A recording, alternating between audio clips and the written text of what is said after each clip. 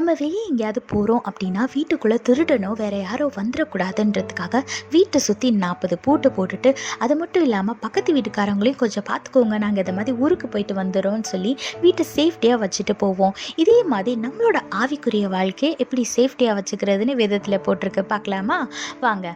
நீதிமொழிகள் 4:23 போட்டிருக்கு, எல்லா காவலோடும் உன் இருதயத்தை காத்துக்கொள், அதன் இடத்தை நின்று ஜீவ ஊற்று புறப்படும்னு வேதத்தில் போட்டிருக்கு.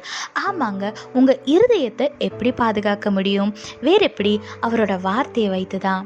இவ்வளோக்கு எவ்வளோ தேவனோட வார்த்தையை உங்களோட மனசுல வச்சிருக்கீங்களோ அவ்வளோக்கு அவ்வளவு பாவத்தை விட்டு நீங்க விலகி இருப்பீங்க.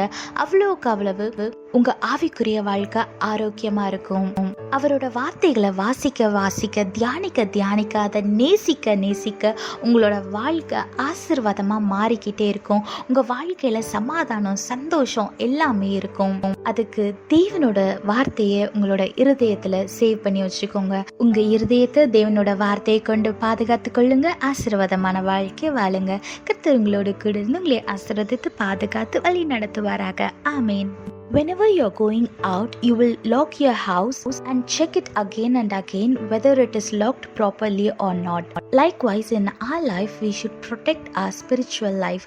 Look what the Bible says in Proverbs chapter 4 verse 23. Guard your heart more than anything else, because the source of your life flows from it. Yes, you should protect your heart more than protecting anything else in this world. You should guard your heart with the word of God. Whenever you read the word of God, the word will change your heart and it will protect your heart to stay away from sin. So read the word of God as much as you can. And when you don't understand it, ask our God and He will help you understand it.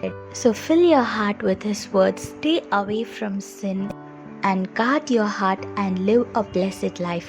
God bless you all. Have a blessed day. Amen.